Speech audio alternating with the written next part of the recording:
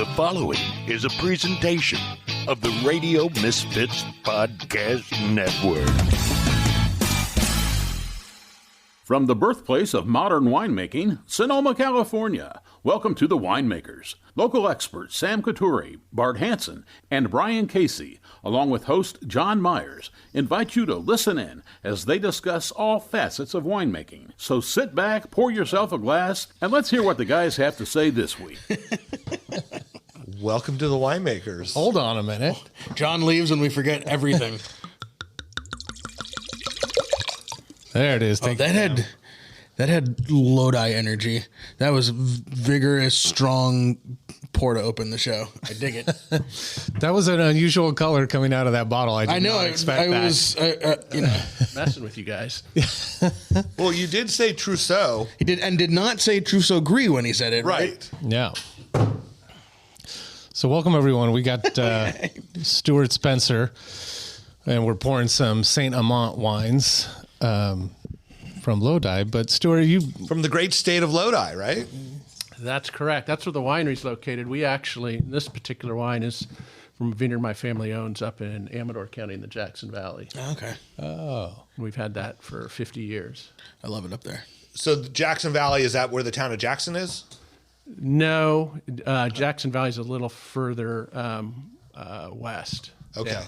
It's a little valley, little lower elevation. little lower elevation, yeah. And so what would that elevation be, roughly? A couple hundred feet. Okay, yeah. Yeah, I mean, out in Lodi, it doesn't take long to get up to a couple hundred feet. No, I mean, someone used to refer to the beginning of the foothills as the toes of the Sierra Nevada. Right. And so we're kind of in the toes of the Sierra Nevada. Yeah, yeah.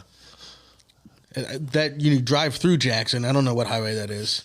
And then you drop down basically to the furthest east end of Highway 12. Right. At some point down there, right? Yeah, well, Highway 12 splits off. 88 and Highway 12 are together for a while, and 12 then continues up towards Calaveras. Okay. And then 88 heads up through Amador County. And then all the way to Kirkwood, right? Yeah. Right. And then eventually to Minden, Nevada. Right. If you really want to go that far.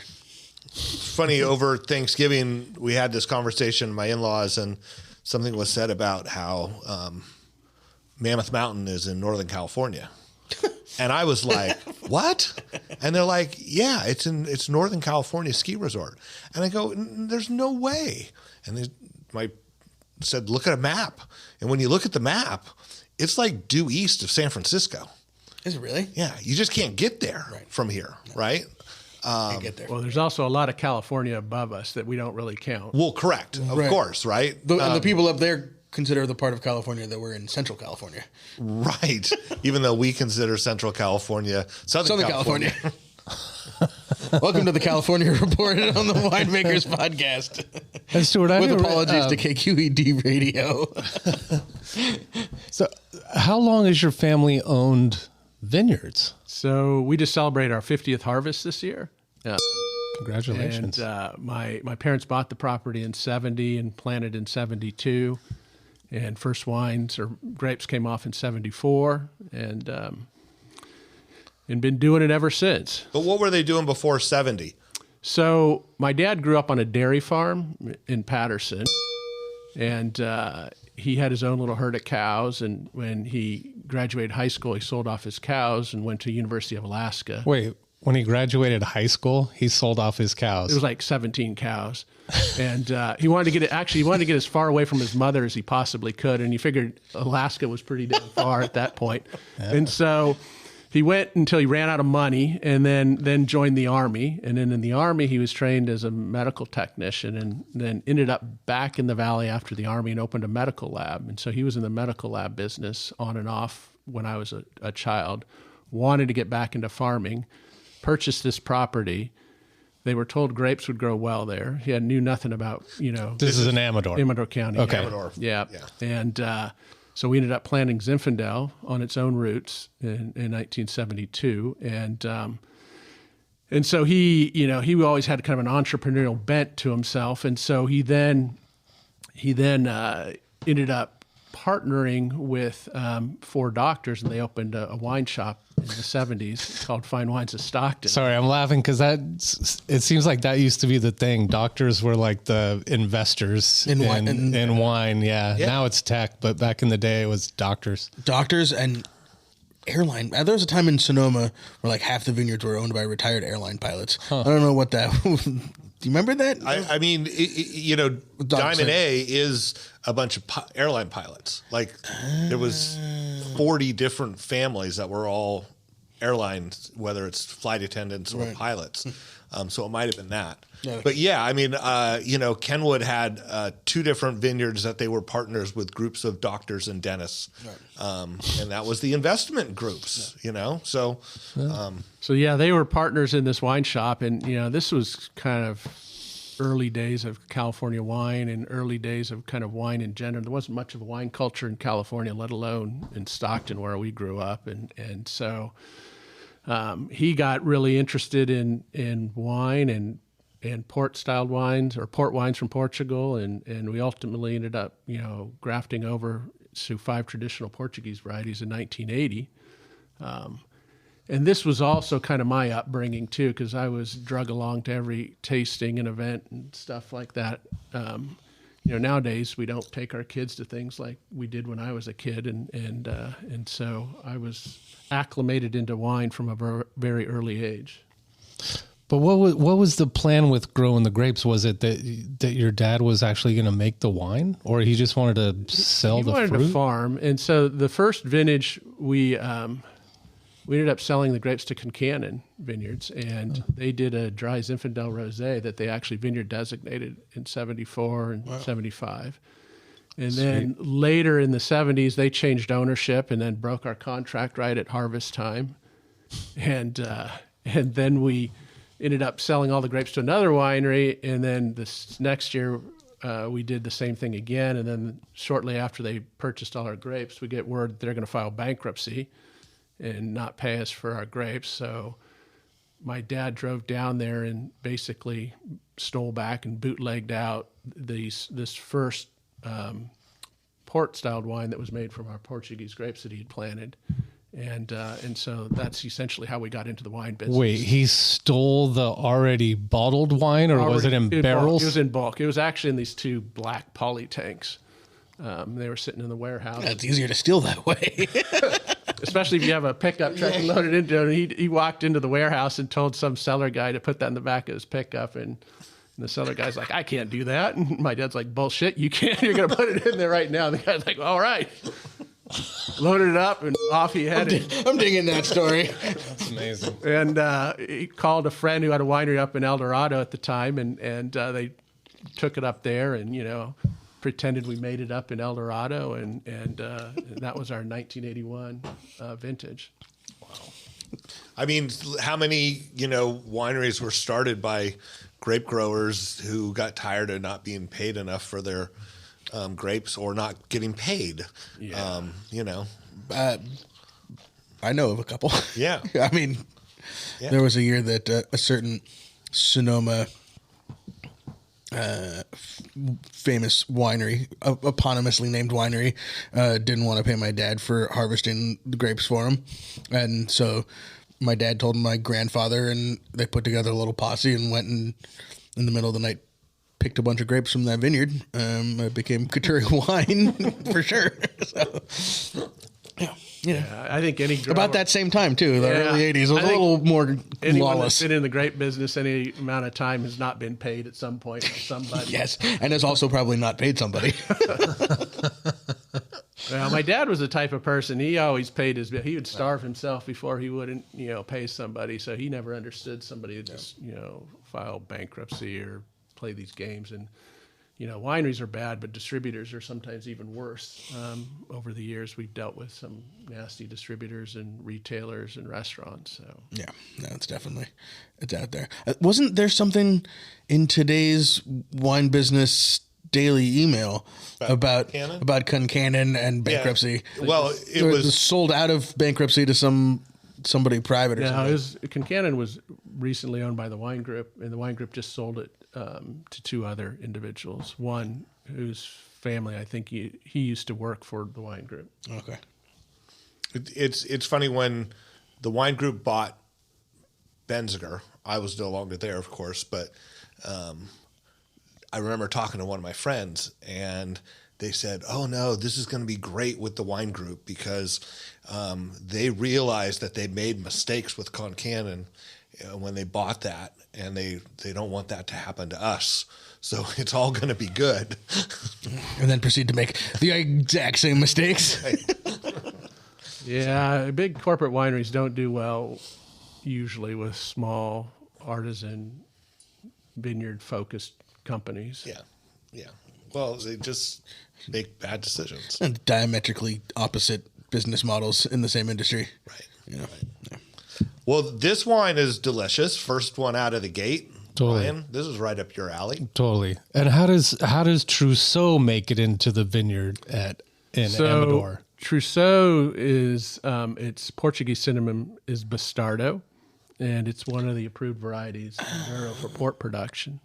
And it also is grown on the island of Madeira. Actually, it was grown mostly pre-phylloxera Madeira, and then after phylloxera went through Madeira, it wasn't very widely or hardly at all replanted because it's such a bastard of a grape to grow. So it's not just a clever name.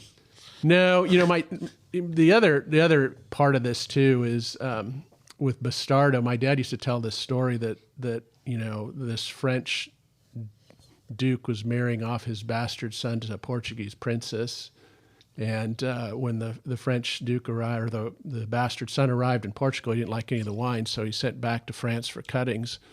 And when the dockhands were unloading the grapes, they're like, "What is this?" And the dockhand said, "Oh, that's the bastard's grapes." I don't know if it's true. My dad liked to tell some stories, but trousseau is also a term for like a wedding gift.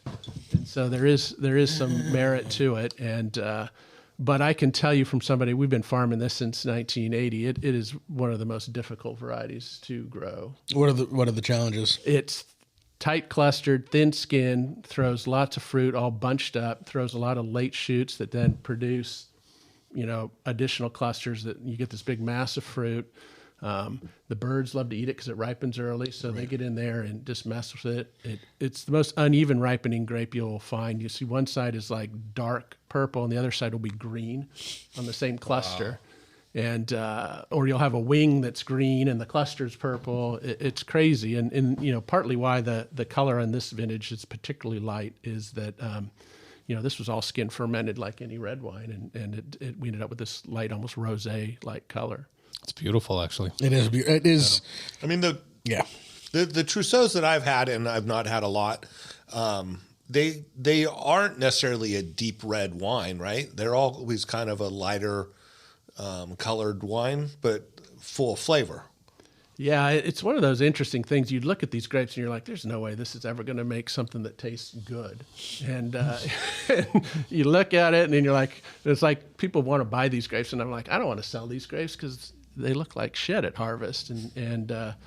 But you make it into wine and it really has these interesting flavors and aromatics that just kind of like, wow, that's different. Can we go back to 1970 Amador County for a second and just how many other vineyards were there historical vineyards that people were sort of relying on? What was the vineyard scene that your parents planted that own-rooted Zinfandel and then the Portuguese varieties like around in those? I mean, it was burgeoning probably. Well, at least, right? I think, Amador's got one of the longest histories of growing grapes in California. It's just never been very large, and I think the whole Sierra foothills right now produces, like 10,000 tons or something very small. At that point in time, it was a lot less than it is today. Over the last kind of 30 years, you've seen a lot of kind of retired Bay Area people kind of move to the foothills and start small wineries and vineyards and stuff like that. And, there aren't a lot of large pieces of ground. Ours is 43 acres. At that point you had like, Montevina was up there. And Carrigot was there. Yep. And, Soban, the Sobans were there. And, there was a handful of people doing stuff. And we kind of stumbled into it in this little valley, and there was some other grapes being grown in the valley, not a lot. And then some very old vines. Some really old. Some of California's oldest vines are up a little further up from where we're at in the right around just past Ione and up towards Jackson. Right. Some of the oldest vines in California are up there. Mm-hmm. Yeah. So older than 130. Like Sutter's Mill. This is the Gold Rush. This is Gold Rush. This is people that were there. And what do you got to do? You got to provide booze to the gold miners. So you plant grapes because it's whether you're making it into wine or distilling it into spirits or something, it's, the best sugar production you're going to get for very little water use. And so, yeah. But how did they survive phylloxera if, because they're not sort of in that sandy soil, right? It's different.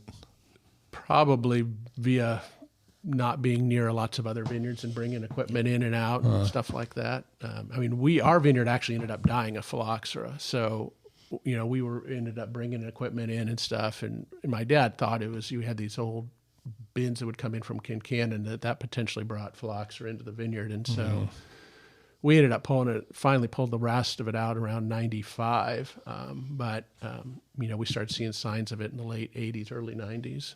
And that's sort of peak phylloxera in California times in general. I mean, up and down the coast and throughout the valley. Late 80s into early 90s is when, remember like driving up 101 and it would just be miles and miles of plastic sheeting over what was vineyard land while they're, trying to fumigate out the phylloxera and stuff like. Do you remember that when you were a kid?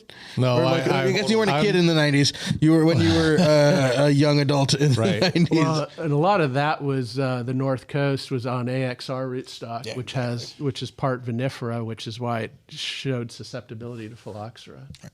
Sold as phylloxera resistant. But almost all the vineyards around, our estate vineyard, AXR. A lot of the vineyards planted in the 80s. Which it was actually a really good rootstock. It was a great rootstock. Still is a great rootstock. One of the interesting things, too, is you go back and read some of the old literature on this, is when they first started transitioning from AXR to the other rootstocks, and a lot of winemakers wanted their, prized blocks, so they were taking wood from an AXR vineyard and grafting it into the new vineyard on different rootstocks, and all of a sudden it was showing all these virus signs because of AXR was masking a lot of the viruses, and so there was all sorts of issues there. We have red blotch and all these things. Yeah. And is it true that Zinfandel is a little bit more resistant to phylloxera than other varietals? I wouldn't say it's more resistant to it. I think we have a lot of old vineyards. Zinfandel's less resistant to canker diseases and eutypa and stuff like this. And that's partly why you see a lot of older Zinfandel vineyards, and partly a lot of them are in ground that phylloxera doesn't do well. Right. And, the not own-rooted vines, the St. George vines, St. George rootstock does pretty well with phylloxera. So, the stuff that was grafted in the turn of the century, is what a lot of those vines are. A lot of the Sonoma vineyards are on St. George roots. We're in Lodi. We have very little old St. George roots. Oh, really? Yeah. What is it own-rooted out there? I mean, shout out own-rooted himself. Yeah. Deacon. So it's mostly unrooted out there, the old vines. It's mostly unrooted, although they're, Turley actually did buy one of the larger blocks, one of the older blocks it is on St. George from like 1906 or 1909, something like that. They call it the Stacy Ranch. But then his own Kirschman vineyard is own rooted. I mean, here's the Peroni Ranch in Amador, 1890s. Yeah, probably the one that's gotten the most attention is the kind of the Grand Pere vineyard. Right. I think there was like 1858 or 1852, somewhere in that time frame. Right. And that was Dusamy when Dusamy was, no. Well, that was part of Renwood. And Scott Harvey used to own a piece of it. And there was always some sort of arguments over that, I think. I'm not sure where it all ended up. Shenandoah Valley is not Amador. No, it is Amador. It is Amador. Yeah. So also Shenandoah Valley. So that's quite a bit up there also. I'm just looking at the Historic Vineyards Society's website. 1920s. So Fiddletown. Mm-hmm. Oh, yeah. 1870. Rinaldi. or Eschen Vineyard. So, yeah, I mean, I can remember when I first started learning about wine, people would be like, "Oh no, you got to check out the Zins from Amador," because there was a lot of old vines considering what was available. Like what was available was old vines; it wasn't new plantings. Right. Where down here there were new plantings of Zin. Well, and Amador is interesting from a growing perspective too, because you have a shorter growing season because you bud out later, but you still get the heat that you get down in the valley. But then during the nights get a lot colder because the air comes down off the Sierra. So you have the short season, which tends to you get good acidity. You can tend to have sometimes some aggressive tannins, but you don't get that often the big dark color you associate with some Zinfandels out of Amador. Right. Yeah, it's delicious. But are some of those vineyards covered in snow for part of the year? Yes. I mean, you get further up, I don't think I've ever seen snow in our vineyard. I've seen it flooded, but I haven't seen it snow, with a foot of water rolling through it. But I mean, I think the snow that we're talking for those upper elevations, I mean, I think snow gets on the ground, but it's not like it sits in 3 feet of snow all winter long. Yeah, I mean, this year, the 2022, we had a bad frost in there, though, in late April. And then we had a second little frost like May 10th that year, too. So 22 was a real... 22 was a tough year, yeah. And then we had the heat in September, so it was a challenge. Yeah, well done. Yeah. Challenge met.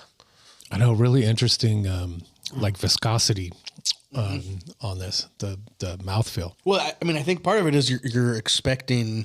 It's an illusion, right? You're expecting...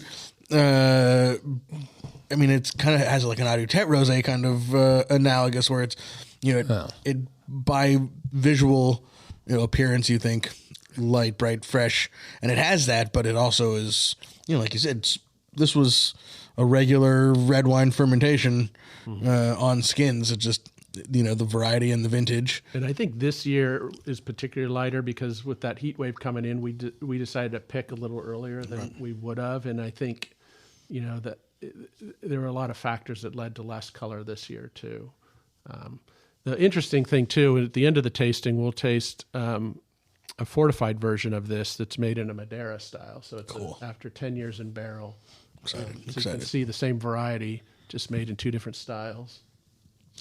I'm just curious on how this gets, like how do you tell the story of this wine when you're selling this wine? It's, well, I mean, in the tasting room, I mean, sometimes we'll go, this is the most Pinot Noir-like thing that we have because most of our other wines are not Pinot Noir-like. And so that kind of grounds most consumers with it, and if you're out kind of in, the hipster wine world, they're all into stuff like Trousseau, and so they get excited about that, But I'm glad you said it. I didn't have to.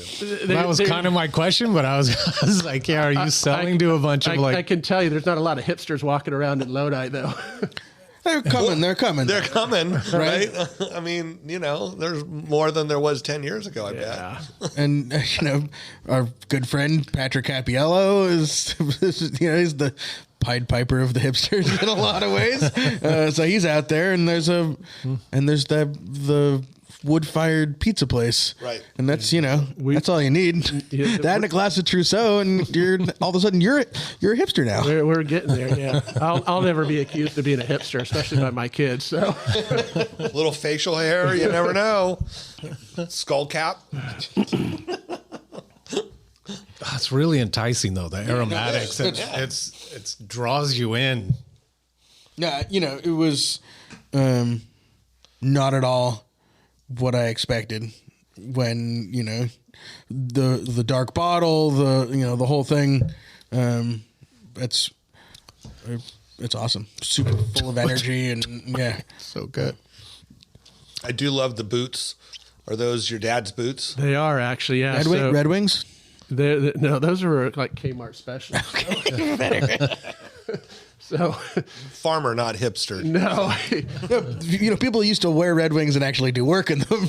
I was in LA and I saw this guy walk. I was at the mall with my kid at Century City, and you saw this guy walk by and it was like Carhartt, Red Wing boots, the beanie, the whole thing, and everything was so clean. You're like, those boots have never seen dirt, and if they did, they were taken home and polished immediately. You're like, all right, that's the. My dad grew up. He was born in '38, and he wore 501 Levi jeans from the day he was born until the day he died, and Probably had some pairs that lasted that long too. They went in and out of style. So there was a point there in the early '80s where Levi's 501 jeans were the hipster thing of the day, and They sure were. And I think it's back again. Yeah, I know. I have one of the guys that works for me actually has a side business buying old Levi's from Goodwill and reselling them online. Yeah. But the label, it's an illustration of my dad's old work boots. And one of the things we're doing, we just went through a refresh on our brand, our packaging, and each vintage is going to feature a different illustration. So, and each illustration will kind of tie to a story of the family and our winery, and so we started with the old work boots. Good place to start. Yeah, one of those sayings, it's like the best fertilizer is the farmer's footsteps, and that was true of him spending the time in the vineyard to do what we do. So, are you going to keep any of the older labels around? On particular wines, or you? This is kind of a tangent, but in the wine here for in the wine business, for those of us that are kind of family owned, you kind of go in 10 directions sometimes, and we ended up with like 4 different packages going on, and so at one point I'm like, we need to like bring this all together so it makes sense to the public and our consumers, and so. We will have some of the old packaging still we're working through, but we're trying to move everything into a more organized format that makes sense. Yeah. Whether we stick with it or not, we'll see. I hear you. All right, so how do we get to Lodi? You guys, where are you living when you have this vineyard in Amador County? So I grew up in Stockton, just south of Lodi. It's about a 20, 25-minute drive. I still live there today. And the winery's located in Lodi and in the old Guild Co-op. So we're located in the old Brandy warehouse. So a portion of our space has all these wooden racks that support the ceiling, and the landlord hasn't figured out how to like support the ceiling without the wooden racks. And then so we have all this eclectic mix of like post-prohibition era winery space where the drain is like the highest point in the room. And you got random electrical wires hanging out of places, and so, but it works, and so the winery's there, and then the vineyard's about another 30, 35 minutes from there, and so we'll haul the grapes down to the winery there, and then we source, from Lodi growers as well too. So we source from about 4 different growers: some Zinfandel, Barbera, Petit Syrah, Leconte Boucher, a little bit of Cabernet Sauvignon. And how big a winery are you guys? So this year we crushed about 230 tons, and we'll probably bottle about 6,000 to 7,000 cases under our own label. Yeah. One of the kind of business strategies I've undertaken over the years is trying, instead of selling grapes, because you don't get paid, or you get paid really slowly, is to try and funnel all our grapes into wine and sell wine, whether it's in bulk wine or a private label program or something like that. So, and then it helps us manage our own inventory as you have that fluctuation of your own yields and stuff. So, right. So we did 230 this year, was like pushing our limits, in terms of just being able to get it all done in a timely manner. It's a lot of wastewater to push up to the drain in the middle of the high point of the floor. We're really good with squeegees. Yeah, exactly. Squeegee team.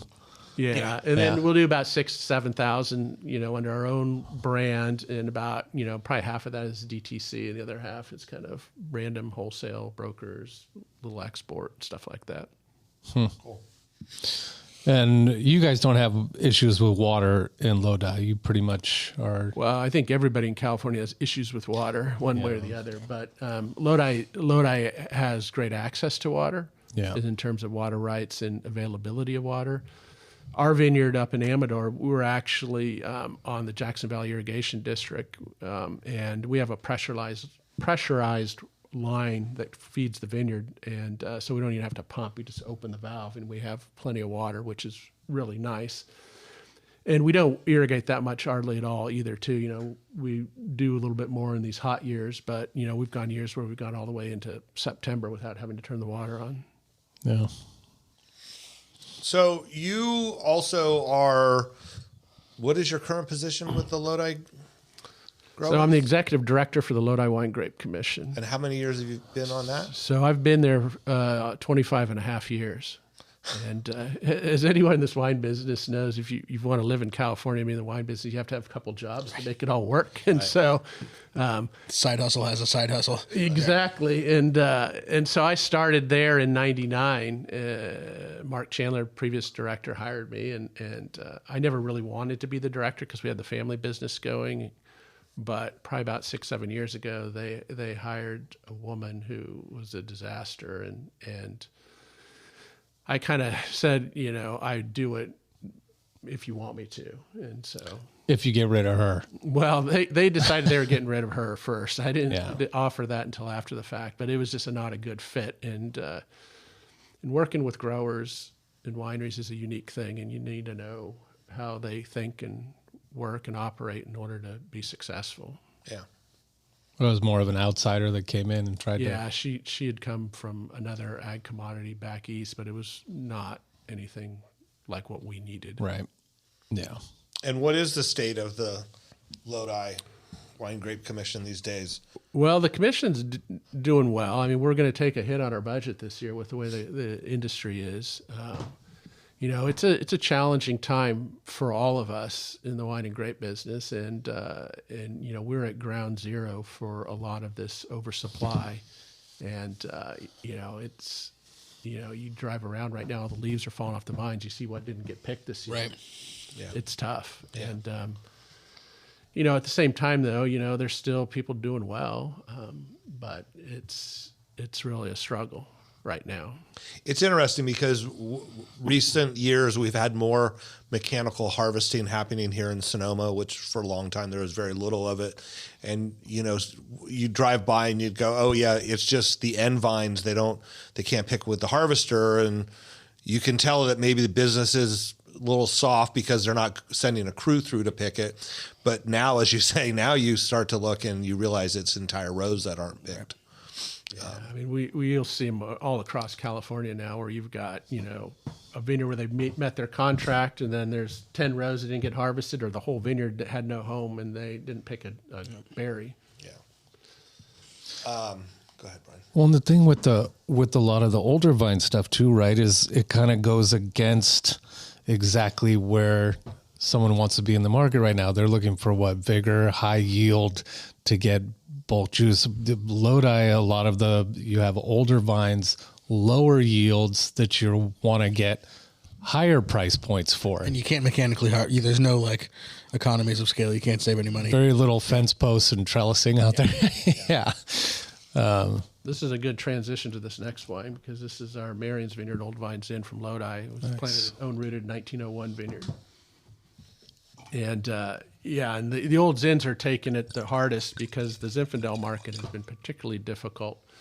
And then we're unfortunately, I mean, a good chunk of our business is selling grapes to the largest wine companies, and they don't see the value in old vines the way you'd need to keep them in the ground. And so they're not willing to pay for a premium price to keep them going or even purchase them right now.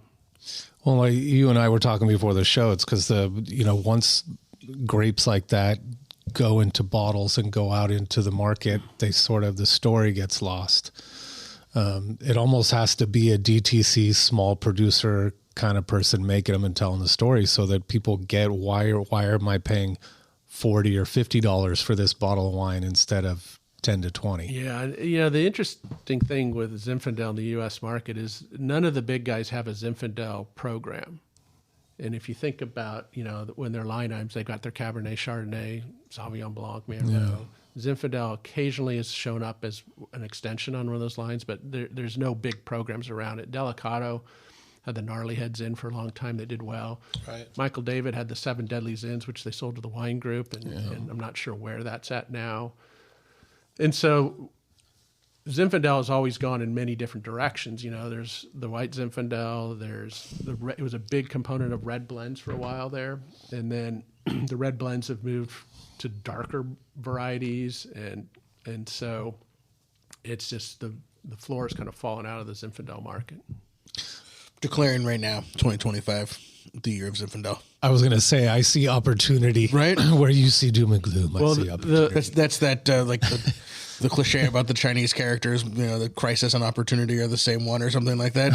I think, but we talk about this a lot. Zinfandel being the native grape of California in its way, not technically, but sort of historically, we've done a lot for Grenache and the Rhone varieties over the last decade. So 2025, it's the year is in. Yeah. Well, Zinfandel's doing well in the European markets, and we did a Lodi event in London last March, and Tegan and I actually did a master class in Old Vines Inn, and we had, it was a packed house of masters of wine, trade, importers, retailers, and they were interested in Zinfandel. Oh my God, Ryan's speechless. We tried this in. You can't say anything. This is fucking great. Right. It's funny. Mouth is watering too much to talk. It's totally like I need a dentist with that thing they put in your mouth when they're doing work on you.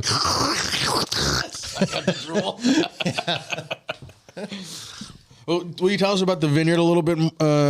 Yeah, so this Marion's Vineyard comes from Morfry Ranch, they're good family friends of ours, and they've been farming in California since the 1850s. Moved out to Lodi in the 1860s, purchased this ranch that this vineyard is on, and we started working with them in 1996. And this was at the same time we were pulling out our vineyard because of phylloxera. And when you're a vertically integrated business and you lose your vineyard, it's kind of like, well, what the hell do we do? And so ripping the foundation of the. So my dad worked out a deal that if any Lodi grower brought him 2 tons of grapes, he'd make wine from them, give him 25 cases, and then we'd keep the balance. And because at this point most growers never got to taste wine from their vineyard, and so it was a way for them to see that. Wow. All right, because it all just went into some big tanks, big tank, right? And so he was one of the first kind of artisan wineries to set up shop. So we moved to Lodi in 96. We were making the wines and had no grapes, so we worked out this deal. And Jerry Fry one day showed up with 7 tons of Zinfandel, and in typical farmer fashion, sounds like a grower, picked out the rest of the field and showed up with the grapes. And my dad's like, didn't know what to do. He said, I can't pay for this, I don't have money. And Jerry's like, don't worry about it. We'll work it out later, and so you'll pay me later.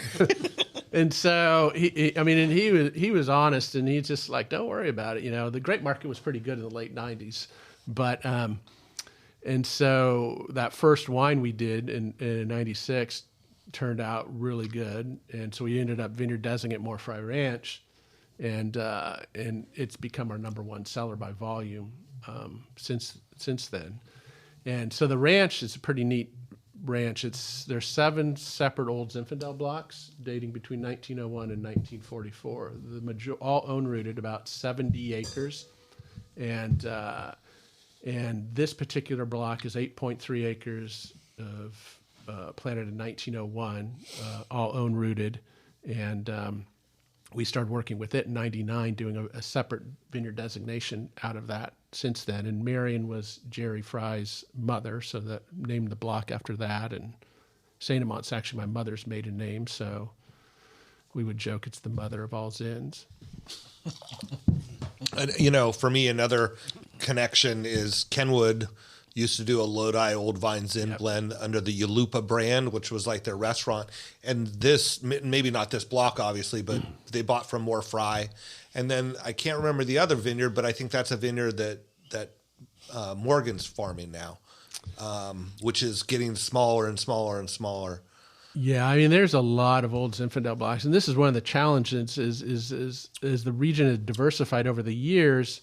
All the brands that were doing Lodi Zins or whatever got bought up and absorbed by these bigger companies, and then all of a sudden you had two buyers. Now you got one buyer, and they even out, their volume over multiple brands. I mean, Ravenswood used to be a huge player out there, and they've virtually disappeared from the market now. Yeah.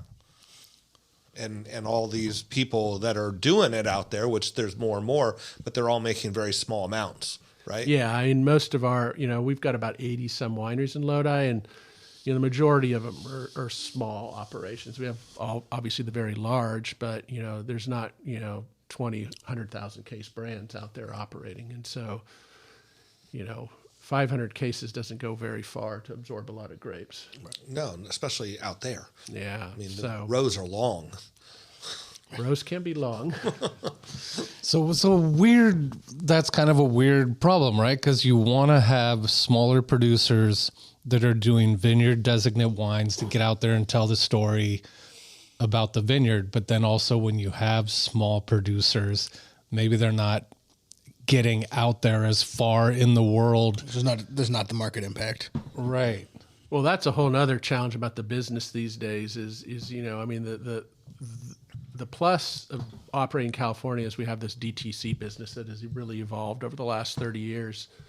The negative is that it's hard to get producers to go enter the wholesale market and go out and tell the story of Lodi and their brands all across the U.S. and the world when their most lucrative market is right out their cellar door. And so that is a challenge we face in marketing the region. And, over my 25 years there, we've tried to, really develop our local wine community. And when I started there, we had basically 8 wineries in the region, and most of those were large production facilities, and nobody was really putting Lodi on the label. And so, the more we can get Lodi on the label with people like Patrick Cappiello or people like myself that are in Lodi, the more the story is going to get told around the world and hopefully create some pull-through. The reality of the market right now, though, is there's just too many grapes out there, and we need to find an equilibrium that is profitable for all pieces of the puzzle. And so, the reason why this kind of came together, as much as I'm fairly new to knowing your winery, was the recent article in the LA Times, right? Yeah. Well, I've written several things. I've wrote a couple pieces that we've put on our Lodi Growers website on basically the bulk imports of foreign wine and how it's undermining California grape growers. Oh, I saw that. And so the LA Times picked it up and they wrote a big piece. I was actually on the cover of it. And, it's like you always want to be on the cover of something telling a good story. You're on the cover of it, right, telling the bad news. And then, I've written a couple pieces on duty drawback, which is a program that the U.S. government is subsidizing imports. And can you get into this a little bit, because our listeners are 50%. We say 50% industry, and I think they don't know as much as they think they know. And then by and large in general, right? and then the consumers don't probably know this at all. So yeah, let's. So this is a complicated subject, and I'll try and distill it down as simply as I can. And better you than us. And so in the early 2000s, our largest wine companies started going overseas and sourcing cheap foreign bulk wines. So the largest grape buyers are also the largest importers of wine into the U.S. And one of the programs that has incentivized this is what is called duty drawback. And duty drawback is a trade program managed by Customs and Border Protection that's designed to stimulate exports. The problem within the wine space is that duty drawbacks allows for a refund of both the duties paid as well as the excise taxes paid on the imported wine. So the alcohol taxes, up to 99%.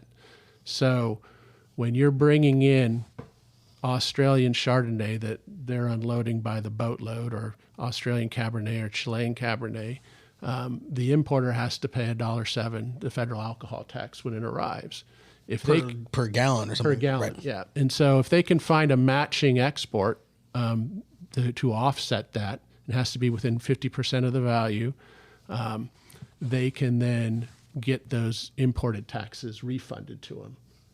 And so it's resulting in millions of dollars of refunds going to a handful of large wine companies and importers. And this has been going on since 2004. And it was basically a loophole that was created by a local agent within customs that it first granted this, and then it became kind of standard practice.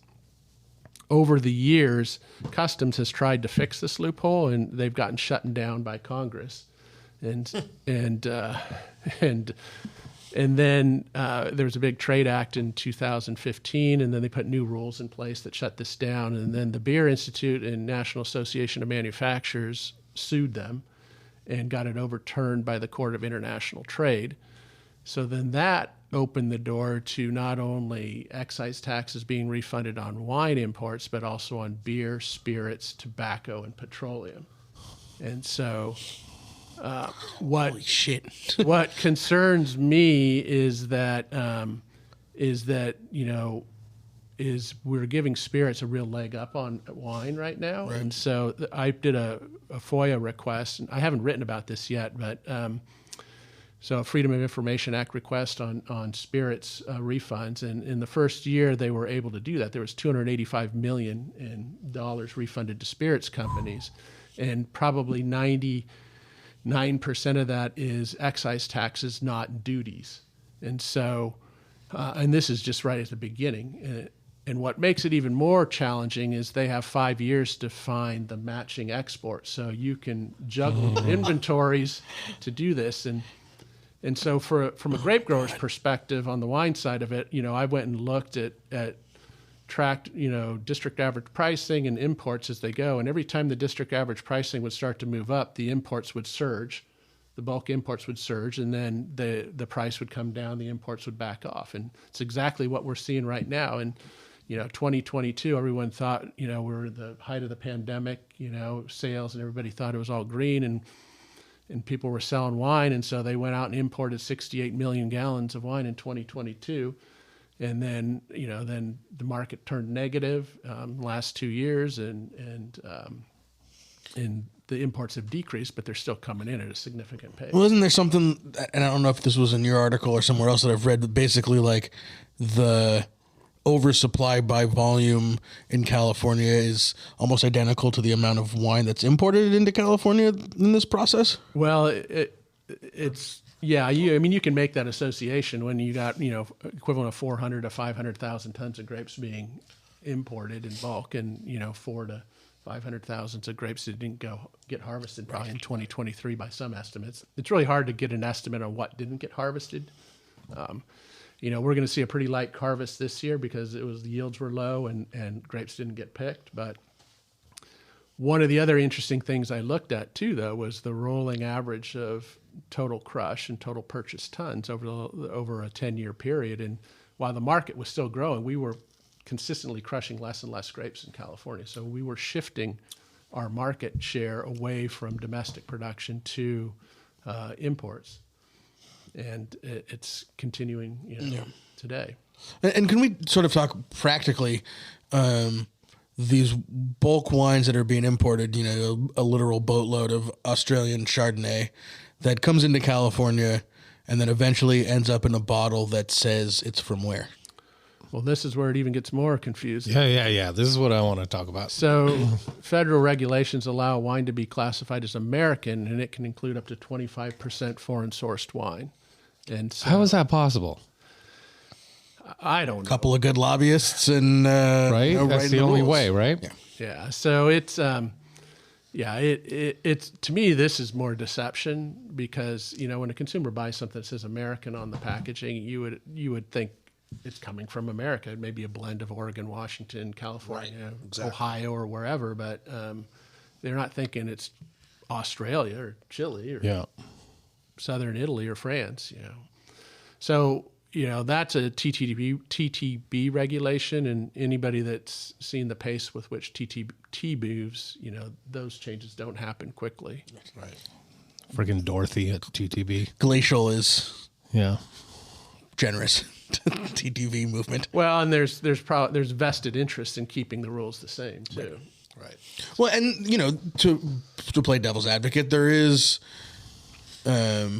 you make wine. The way that these rules are, you can say something is a variety at 75%. You can say it's an AVA at a certain percentage, and part of that is you got to go and top barrels, and there's some like a topping allowance, and there is some like practical winemaking reasons that you can say something is X when portion of it is Y, but when you're saying something is, California appellated or American appellated wine, and it's 25% Chilean Malbec, that's pretty disingenuous. That's not topping. That's, margin chasing, right?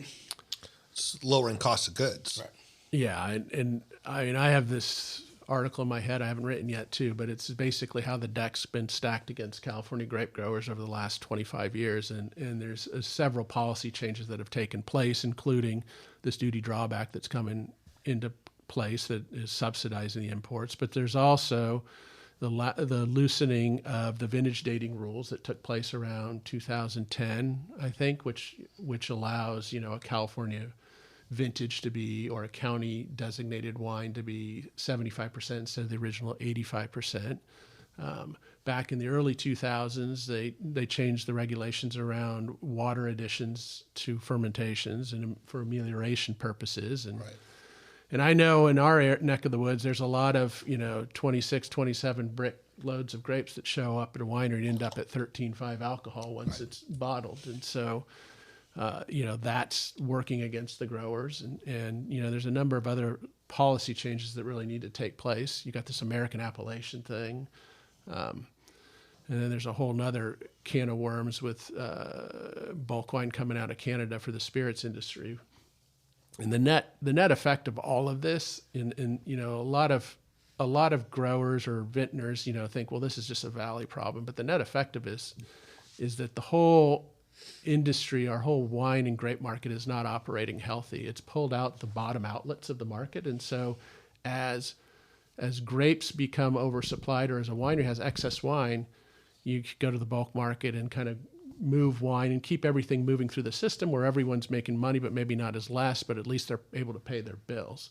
Now, I think the latest Ciotti report, it said basically the whole, everything's dropped to a basic California pricing for bulk wine. So if you have excess wine, you're going to get $3 to $4 a gallon for it if you can find a buyer. And it could be, a Sonoma appellated, Cabernet that you have $18 of cost into it. And so it's really kind of just pulled the rug out of the whole industry, and we're not operating healthy right now. And that's why you're seeing grapes left on the vine, and you're seeing wineries struggle because their inventory is backed up. Yeah.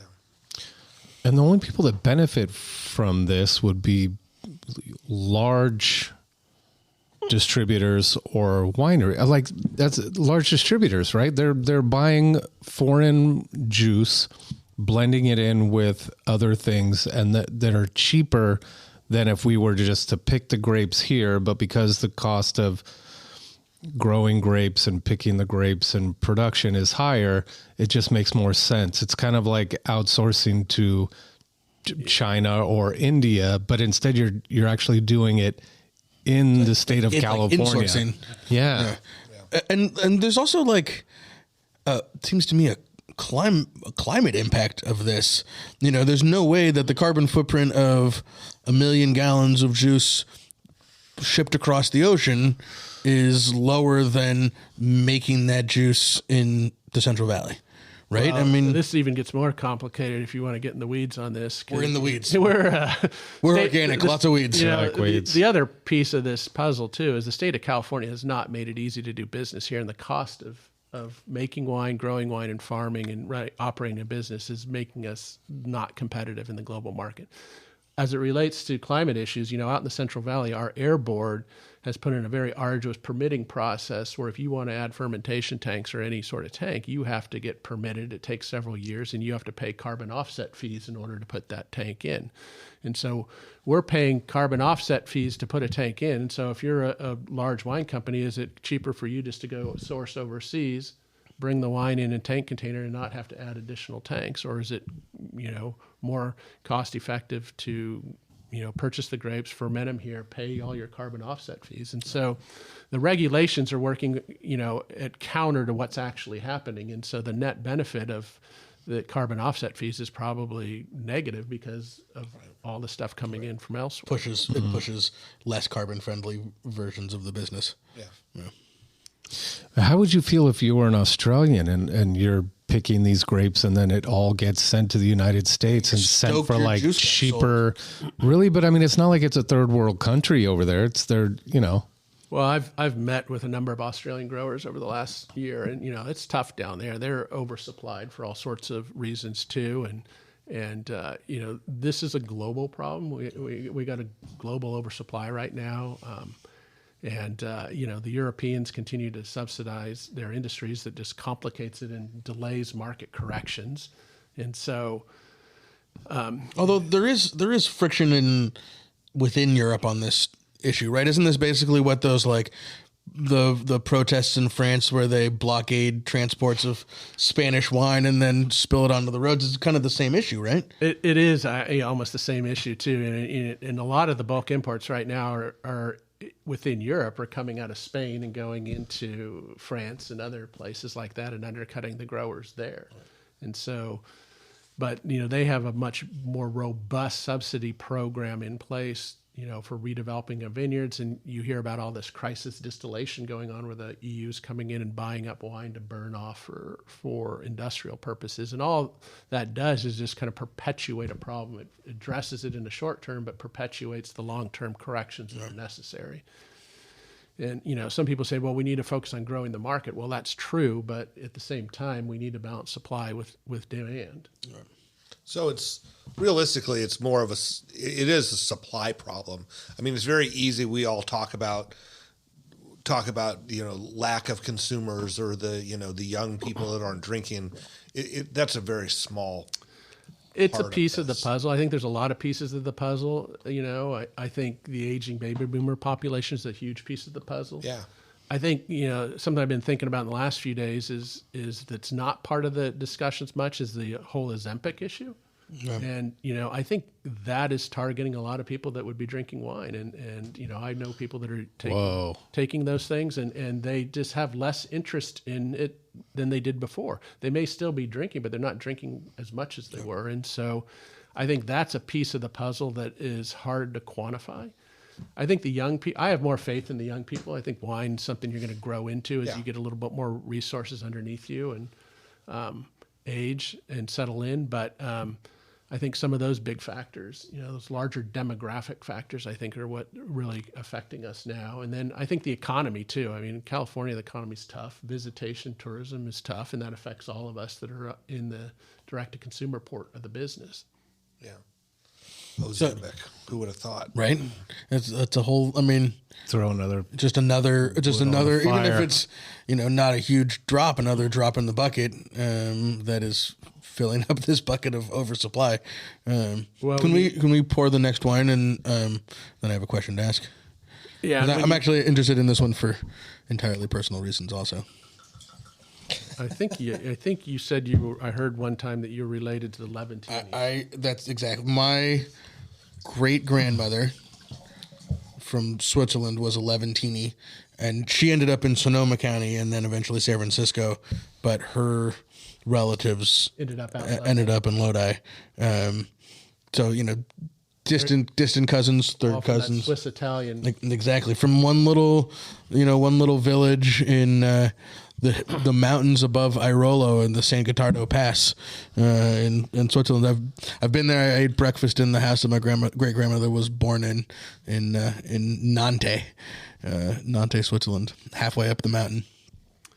So this is our 22 Levantini vineyard Barbera from Lodi, and this was a vineyard planted in 1972, ironically for Gallo Hardy Burgundy. All right, and Teddy Levantini, who was farming it at the time and for most of my adult years, was a good friend of my dad, and he ended up cooking at my wedding. And because that's one of the things that the farmers do out there is they they show love by cooking for people, and they generate, to local nonprofits or cooking meals and stuff. And so he did a lot of that and cooked at our wedding, and he'd been bugging us to make Barbera, and we're like, we make enough weird stuff. We don't need to make another. We're already selling Trousseau. Man, what do you want us to do? And so, but after he cooked for the wedding, we're like, well, shit, we might as well make a Barbera. So we started making this in '98, and first vintage won a bunch of awards and sold out quickly. And so we've continued with it ever since. Although the 23 is the last vintage of it, and so. Because he's ended up selling the vineyard a few years ago, and then it sold again this last year, and the new owners want to put trees in, and one of my beliefs as a winemaker is you're not so much buying the grapes as you're buying the farmer, and so it's that relationship that's key, and if I didn't have that relationship, I didn't want to work with it anymore. And so this is a variety I think it's great for California, in particular Lodi, because it retains its acidity so well. It's a low tannin, high acid variety, and we get nice fruit out in the Lodi in the vineyards, and it works great. I mean, this vineyard also was one of those things that kind of defies what people think about vineyards, and I like to say it's like ugly vineyards sometimes make really good wine, and sometimes pretty vineyards make really mediocre, uninteresting wine. And this was the ugliest of ugly vineyards you would ever see. I mean, I love it. Bilateral California sprawl. Yeah, and it had arms going out in every direction, and and short shoots, long shoots, and large, small clusters. I mean, the clusters were tiny, and it was generally some uneven ripening out there. So it was a real trick to make it work. This wine is freaking delicious, though. Yeah. Like strawberry, raspberry, grapefruit, balance, acid. And Barbera, for some reason, never really took hold in Sonoma County. Like you see, I think there's a little bit of Sangiovese, but I've had some Barbera for some reason. Imagery did Barbera and Sangiovese. The problem is the winemaker, Joe, I know you're not listening, would always blend in something with it and would take it away from its varietal. Like beef it up or something? To beef it up. And because at the time it was like, it's so tart. It's like, but that's what makes it beautiful is that it's tart. Right. I wouldn't necessarily call this tart. No, I wouldn't either. I wouldn't either. It's got Sangiovese with the acidity, and then Sangiovese would be 28 bricks and a 2.9 pH, Yeah, I mean, this usually comes in around 3.4 pH of finished wine. But we get nice fruit that kind of balances out the acidity, and it always works well. We actually do a rosé out of this variety, too, which work really well, too. Shout out to the Leventinis. Good job, cousins. That I've never met. Yeah, you can stay in the family. Or maybe they'll let us in. I don't know. Yeah. it's Okay. delicious. So, question back to the topic at hand on this. What are some action items, the 50-50 split, both for the industry folk who are listening right now and for the consumers, how they can just, maybe it's just about awareness, but how can you be more aware of how this is playing out, and how can we support the reforms that need to happen? Yeah. So for consumers, I think the most important thing they can do is really pay attention to where their wine comes from, as well as all their food, and really look at the labels and try and understand what it is that you're buying. And I think it's more important now than ever to support local and support local growers and local vintners and make sure they're whole, because they're the part of your community that's really important. I think for those of us in the industry, this, to fix the duty drawback issue, which is significant, is going to require an act of Congress. Yeah. And you can help that by reaching out to your local congressman. You can help that by reaching out to the Wine Institute and letting them know how you feel on these issues. You can help by reaching out to the California Association of Wine Grape Growers, which is going to take the lead on any sort of changes in law. But they've been told it's going to take a coalition of interested people to make this happen. And there's a lot of vested interest in keeping the rules the way they are, and so we're going to have to be persistent in keeping this in front of people's faces. Maybe this is something we can bring to our friends at the DTC symposium next month. Love to hear Steve Gross and some of the Wine Institute folks take on this topic and bring it down to Monterey. Look at that plug. See how I just wove that right in there, Bart? You're welcome, Barbara. The proponents of duty drawback will argue that it's a export incentive, and that they only get the refund on matching exports. I would argue, when you look at the data over the course of the history of this, it is not that export incentive is coming on the back of California grape growers and on the back of the American taxpayer. And there are much better ways to incentivize exports than to do it by damaging your own industry. Well, and maybe this is like conspiratorial on it. If you have 5 years to turn this around and make that adjustment. I'm going to say that a lot of times the same juice that comes in some form is going back out on these. It's a little bit of taking money from one pocket and putting it in the other and saying, look how good we did, right? Yes. And, this is particularly troublesome at the lower volume of the market or the low value end of the market, where, you've got Australian Cabernet that you can probably get for $2.50 a gallon. And if you're able to refund $1.06 or $1.07 of that in excise taxes, it's almost a 50% subsidy.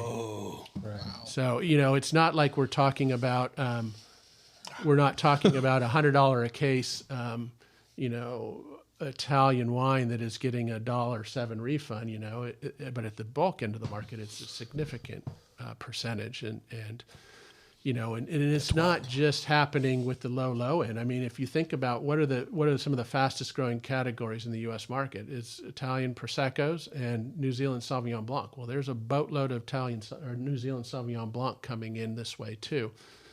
Some of the largest volume Sauvignon Blancs in this country are owned by California wine companies or U.S.-based wine companies. And so that's competing with a lot of North Coast Sauvignon Blanc and undermining that market as well, too. So it's not just a Cabernet Chardonnay thing at the low end of the market. Right.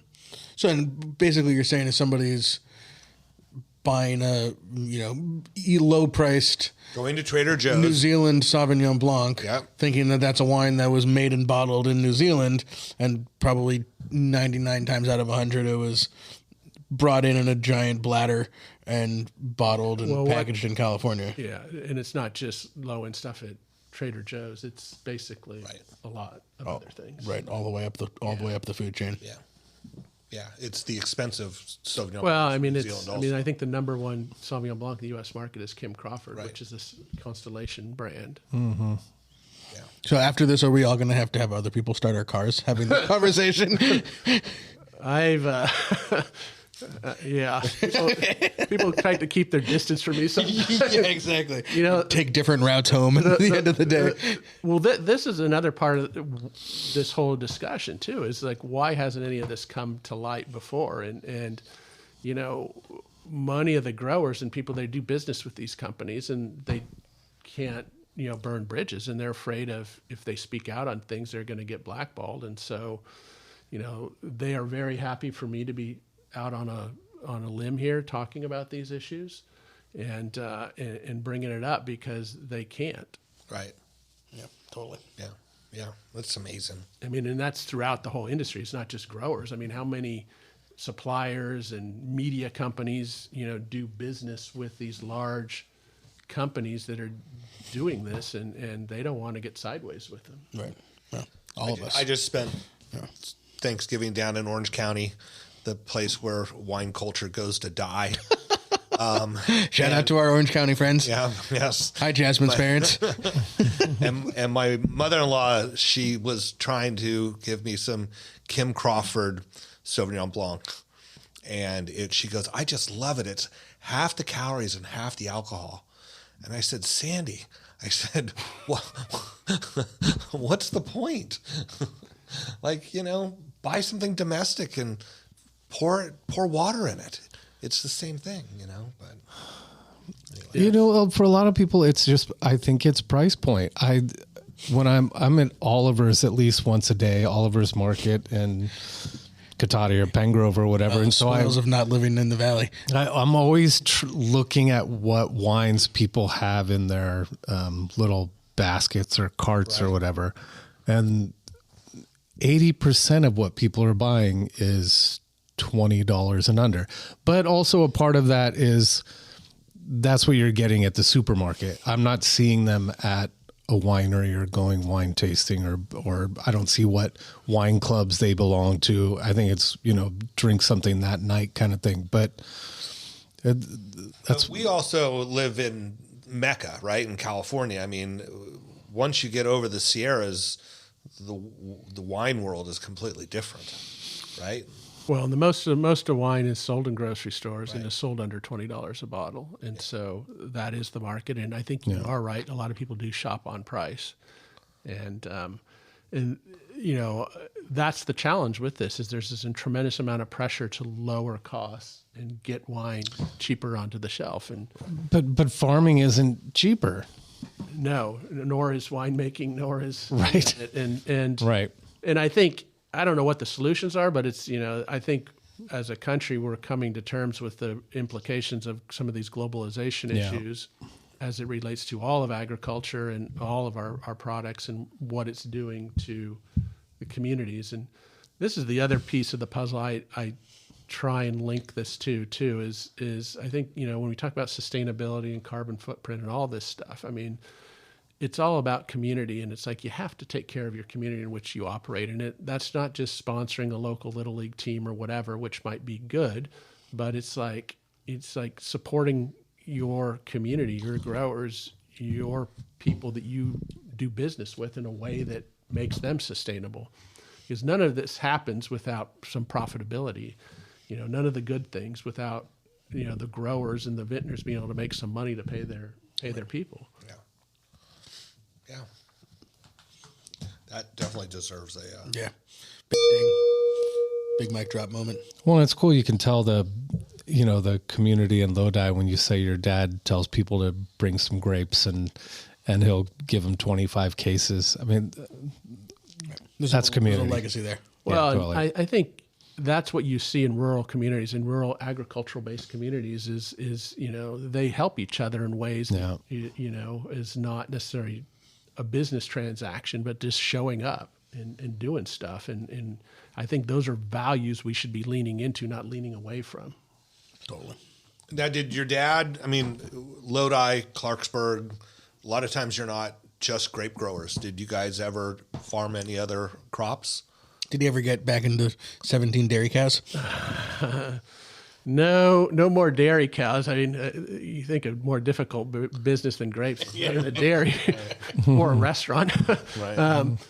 We actually tried to grow pistachios for a while, and it takes so damn long to get an actual crop on pistachios. When we got the first crop, my dad took the first nut and turned it into a gold nugget for my mom to her. And after a while, we ultimately pulled out the pistachios because there was no money in it for us at that point. And so we just do grapes now. Yeah. Can we try the Madeira style? Yeah, I'm excited about this. How much wine are you actually making at Saint Amant? So the brand's about 6,000 cases. Okay. And it varies from, vintage to vintage. And then, you know, port-styled wines has always been a niche of ours going back. Yeah. Well, it seems like that was the original reason for... That's kind of how we got it, how we backed our way into the industry. Yeah. And so it's always been kind of a fun niche for us to do. And so I love Madeira styled wine. So we started doing these, about 20 years ago, but we've really kind of accelerated it recently. And so I have barrels going back, to 2000 in the cellar.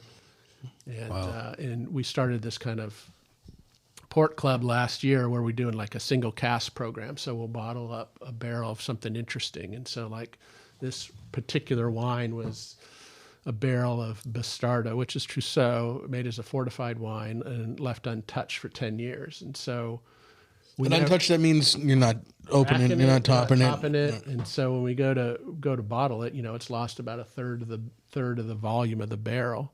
I'm sorry to interrupt. Can you talk a little bit about the winemaking process? Okay. Like when with the inoculation or when fortification and everything, timeline it. So in port styled wines in this is so you're doing a fortification of neutral wine spirits. And so you bring the grapes in this particular case, we destem them and we ferment them in open top containers, and then you start monitoring the sugar, and at a certain point you will add neutral wine spirits to it. We get ours from Wine Secrets over here in Sebastopol, and it's about 172 proof spirits, and then you'll add that to the fermentation, and it kills the yeast and leaves you with a residual sugar and a higher alcohol. Right. And then from that point, we basically press it, rack it to neutral oak barrels, and just forget about it. We may do one racking if the first year to get it off the heavy lees, and then we'll just let it sit unattended. Sometimes during that first year, I'll move the barrels into one of our untemperature controlled sheds, so it gets that kind of baking process. Right. And then we'll just put it in the back of the room and never come back to it and top it or anything like that. And it slowly oxidizes and evolves over time. And so this wine goes from something that tastes kind of crappy at year one into something that really develops this incredible, unique nuttiness character over time. Yeah. I mean, both the flavor journey that we've been on today with these wines, I know. but it doesn't play obviously on a podcast at all. The colors of these four different wines has just been aromatically all of these wines are off the chart. Too bad you can't see or smell any of this because you'd be really And talk about history. I mean, this is the history of America. Madeira was like, this is what 70% of people were drinking when they were drinking wine back in 17. Well, one of the cool things about that is so good. Is back in the founding days of the country, Madeira, the British decided to punish the colonies. They drew this big circle around Europe and said anything coming out of here was taxed at a high rate. Well, Madeira is just off the northwest coast of Africa, and they were outside the circle, so they had a tax advantage coming into the U.S. market. And so consequently, it was like 90-some% of the Madeira was sold in the U.S. And little duty drawback in the 1700s. Right. And, they said George Washington drank a pint a night of Madeira, and they, toasted the signing of the Declaration of Independence with a bunch of Madeira. And I can see how you could do that. Totally. A pint a night? Yeah. That's all we ask. Well, and the great thing is the wine's indestructible, It's like once it's oxidized like this, it's, I can leave that bottle open for a year, come back to it, and it's going to taste the same. Right. Or better. Yeah, it usually doesn't last that long, though. Right. Does this require you to have a different license? No. We don't need a DSP, which is a distiller's permit. So we can bring in the fortified or the fortification material post, distillation. I have to get a permit with the county for hazardous waste because it's considered a hazardous waste. That's weird. Which basically all that means is they collect a fee from me every year, and you have to designate on your map where the stuff sits. But no, you don't need a special permit. Yeah. Oh, yeah, this is something you just want to go back to all day and smell. Oh, totally. Right. It's got the beautiful like orange zest and caramel and brown sugar and vanilla and how much are the wines that we were drinking today? So the Trousseau we sell for $24. The Marions, the Reserves Inn is $40. The Barbera is $24, and this wine, I don't think we have any more of it left, but it's around $50. Time-consuming process on... Yeah, a lot of added value. 10 years it's taking up space in a barrel. What a great Christmas drink, the Madeira, though. Oh, totally. It's got a lot of those flavors you think of at Christmas. That was my thought with both the Trousseau and the Madeira is like, holiday wines, just perfect holiday wines. Yeah, the aromatics on the Trousseau are just remarkable. So, okay, now how can people get your wines? Yeah. And, wine clubs, tell us about coming to visit, all those things. Yeah, so a website, stamantwine.com, which has all the wines and how to visit and stuff like that. Tasting rooms open basically Thursday through Monday. But we're always there. We have somebody there, so we take visitors on Tuesdays and Wednesdays too. And we have 2 clubs. We have our regular wine club and then our port club. And those are the best ways to get access to these wines. But usually we have them all up for sale at any point, and we ship where we can and happy to have visitors out. And distributed in any key states? So we do mostly in California, and then I have a deal with Total Wine & More with a couple of our wines, and so some of those are in, wherever they have stores across the country.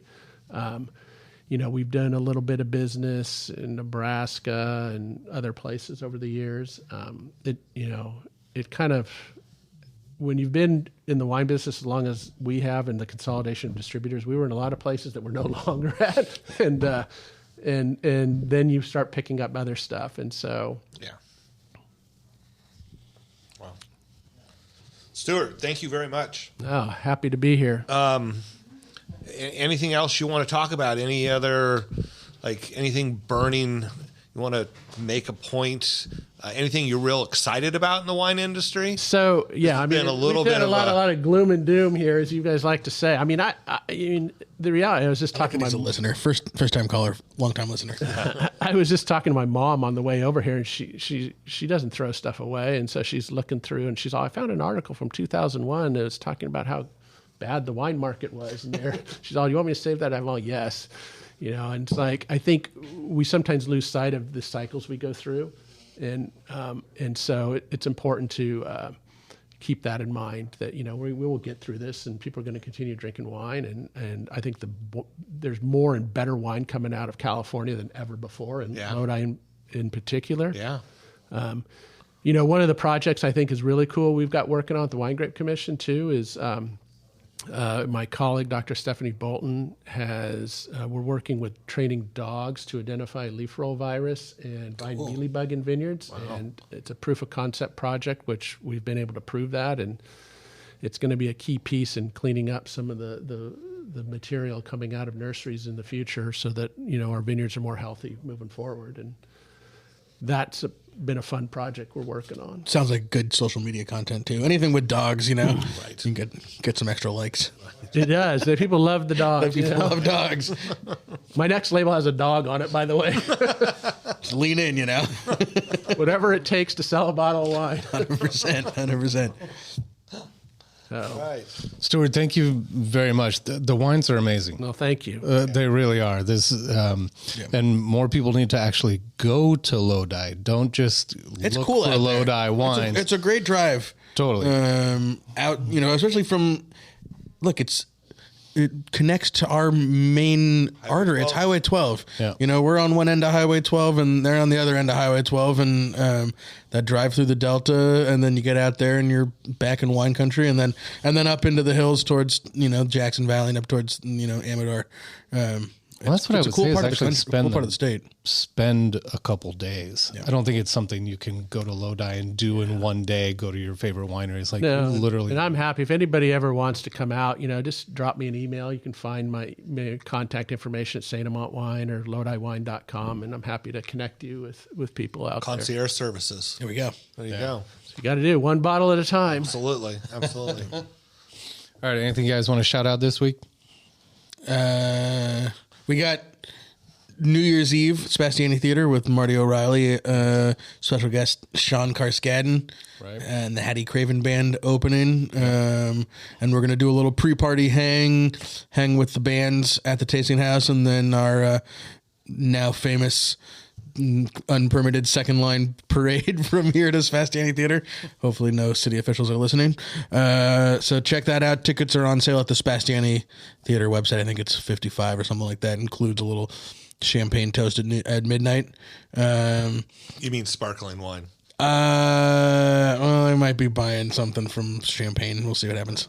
A little of both. A little of both. We do have a bunch of under the wire left from last year's. Okay. So we'll bust some of that out and maybe talk to our friend Joni Boots and see if we got some end of the year deals we can leverage. A little duty drawback of our own. And then also there's a bunch of fun stuff on our website right now, including we have a few left, maybe not by the time this goes out, but of our Vince Giraldi, Charlie Brown Christmas vintage from the vault 3-pack.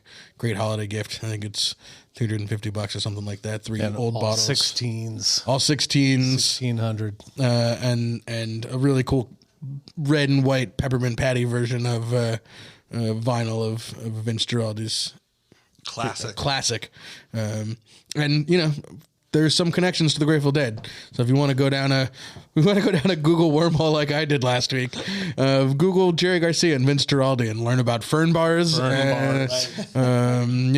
Unsubstantiated rumors that Vince Giraldi sat in with the Grateful Dead on a New Year's show in 1970 or 69 to 70 or 70 to 71. Nobody really knows. Nobody remembers.